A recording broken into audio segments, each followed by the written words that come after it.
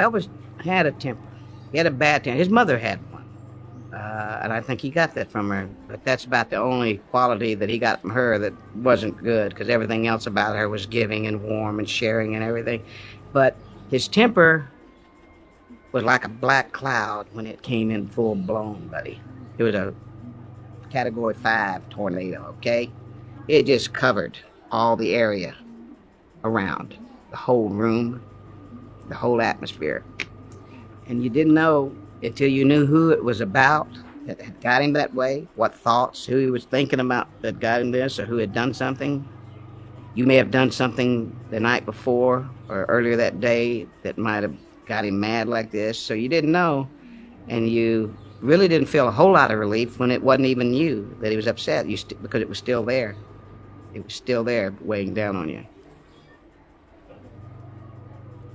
You know, Elvis was a pretty even-tempered guy, but when he did something flared up and got mad, he had a bad temper. There was no in-betweens. He was a really nice guy in the world, or sometimes he would snap and just have a real bad temper, and he'd scare the hell out of you sometimes. There was one incident I remember during the movie Wild in the Country. Christina Crawford, Joan Crawford's daughter, was one of the co-stars in the movie. Well, we became friends. I invited her up to the house one evening to hang out. You know, Elvis knew who she was.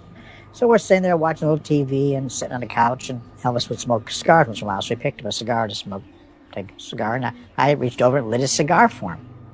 And she pulled my hand away from him. I went to do it again, and she pulled the cigar out of Elvis's mouth. She says, "Now you shouldn't have to light a cigar." And I say, "Hey, don't do that." So Elvis really got mad.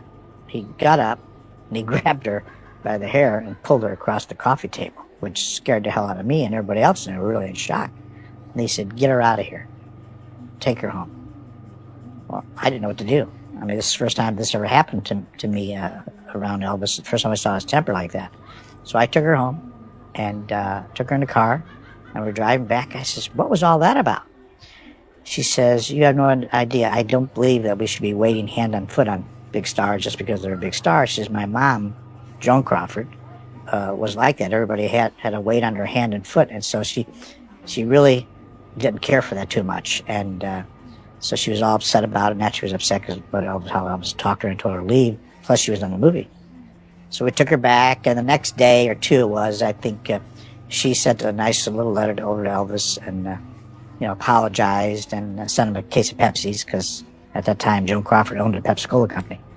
And she apologized and said she was sorry, and just something hit her wrong at the time. And that was quite a wild experience for me.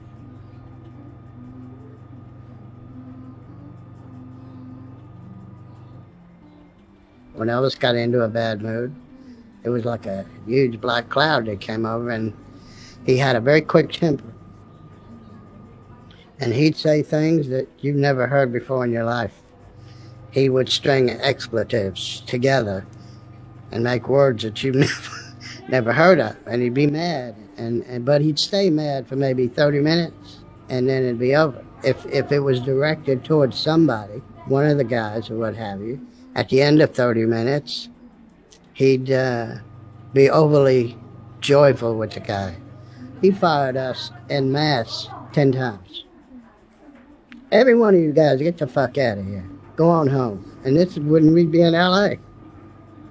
One time, Billy got mad after Elvis did that, and he looked at me and he said, "Take me to the damn airport." I said, "You sure?" I said, "You know it's going to blow over. Take me to the airport." So Richard Davis and I took Billy to the airport, L.A. airport, and his bag was put on a plane, and I get a page in the airport. So I go get the page, and it was Alan Fortas. He said, "Elvis wants you to bring Billy back." So I went and told Billy. I said, "Hold on, Alan." I kept Alan on the phone, and Billy said, "I'm not coming back unless he apologizes," which Elvis didn't like to do. And so I got back on the phone. I said, "Alan," Billy, he said, let me speak to Billy." I said, "Sure." So Billy gets on the phone, and he said, "I don't want to talk to you, Alan." Because Alan was sitting right next to Elvis. He said, "Tell him if he wants me to come back, he needs to get on the phone and ask me to come back." Because Billy, especially when he was younger, he was stubborn as a mule. And so Elvis got on the phone, and Billy said, "Look, am I hired or fired?" You're hired. Come on back. He said, well, if you're waiting for me to say I'm sorry, this is Billy, I'm not saying I'm sorry. You're going to have to say you're sorry. Okay, I'm sorry. And he gave the phone back. He said, Elvis said it so quick. And he said, if I can't get my bag off the plane, I'm going to Memphis. So I ran to the gate and had Billy's baggage ticket and asked the guy, I said, are you guys known for fast service? He said, yeah. I said, well, see how fast he can get this bag off the plane, because the plane was supposed to be leaving. They went and got the bag. We came back. Elvis had gone to bed. He didn't want to face us. So the next morning, Billy and I were sitting in the den with Elvis while he was having his breakfast. And he said to Billy, you thought you were smart out, didn't you? And Billy says, no, you fired us. And Elvis looked at me and he said, where the hell did you think you were going? I said, I'm not staying around anywhere I'm not wanted. I'm not staying around anywhere I'm not wanted. So he mimicked me because it was all a joke to him. I was at Graceland. I was living there within the first year, and kind of this sensitive young guy. I didn't have a lot of hang-ups, actually, and hadn't seen Priscilla in a day or so, or Elvis. And Priscilla came down the steps, and she didn't look good, I just assumed she was sick, and I said, where you been? And she said, I've just been, upstairs. And I said, are you feeling okay, I don't know what the response was. It was, just, yeah, I'm fine, thanks for asking, or something, And I didn't know what was wrong with her and Elvis had been on a 2-day flight. And when she went back upstairs, I could hear the lamps flying.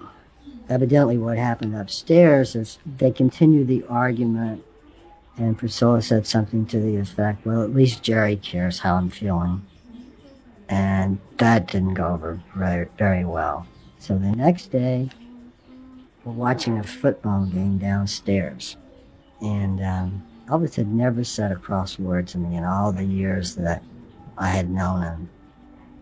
And he really wanted to, but he didn't direct it at me, but as soon as it started, and it was like, I don't need anybody looking out for, if somebody's going to take care of Priscilla, it's me. I don't need you guys asking her how she feels. And man, I was crushed. I was crushed. And I didn't know what to do. I didn't know where to pack my bags. This was the fear of being misinterpreted as somebody that would hit on somebody's girlfriend or something like that. And how do you explain it? And he hadn't even directed it to me. I was crushed, and I think he knew that. But Elvis was so sensitive.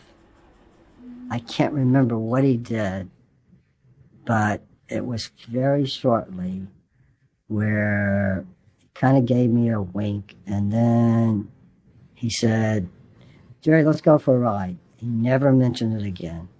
And I felt like $1 million again,